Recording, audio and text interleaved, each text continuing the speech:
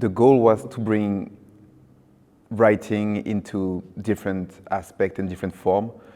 So language was always part of me. I've always been writing different type of texts. I was writing a lot about love for a long time, and at some point I decided to become an artist, and I thought that maybe using language would be a good starting point, and that's where language entered the space of art for me. It was not the other way around. It's like writing was there, and then it became art after that.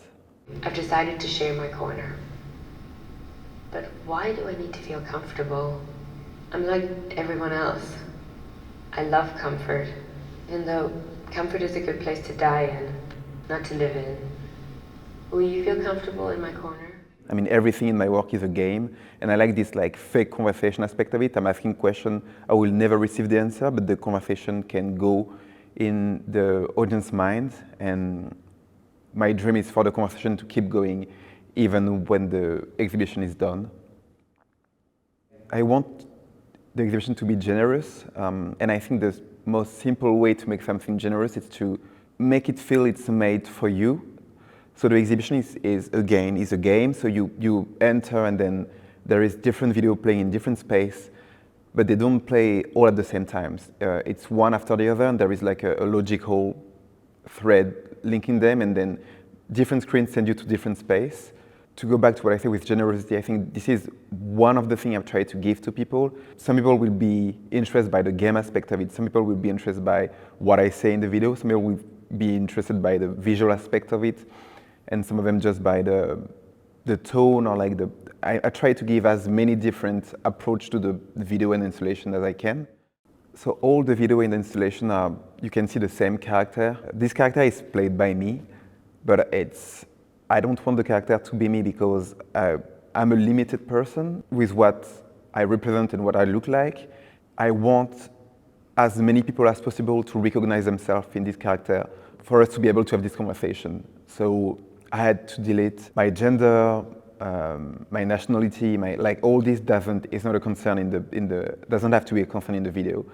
So it's played by me, so it's my physical body, but it's dubbed by an actress called Salberly Williams. And this character doesn't have a gender, doesn't have a name, doesn't have it's kind of, in the Western world, it's kind of a everybody type of character. Or more, no, not everybody, like anybody. I just love when it's chaotic. You know how it works. Before loving anything else, love yourself, right? Did you see what I've just done? I basically said I'm chaotic myself. What? You already understood that? So, I'm not only chaotic, I'm also easy to read? Great. I'm really following what is happening in the day-to-day world. I don't have like a research into something really niche or deep. It's just I want to use and work from people see every day. So of course social media exists a lot in my work. It's not critique. I'm not like thinking about it. That's not the question for me. It's just the tool that it's here today, that it's owned by everybody.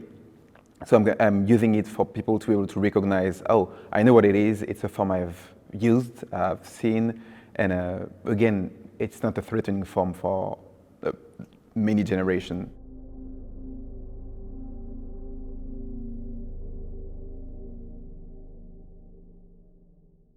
The title of the show is Sorry, but your beloved mom is not always right. I want to push people in the direction where they are going to doubt about what they know. And I think the first person that is going to bring you a form of truth in your life is your mom. When you're young, you will believe anything that your mom is going to tell you. And then I want people to doubt whatever they know and to enter the space and be like, okay, if my mom was not right, maybe this guy on TV is not right, maybe my neighbor is not right, maybe my coworker is not right. Let's think about it, and then the conversation can start.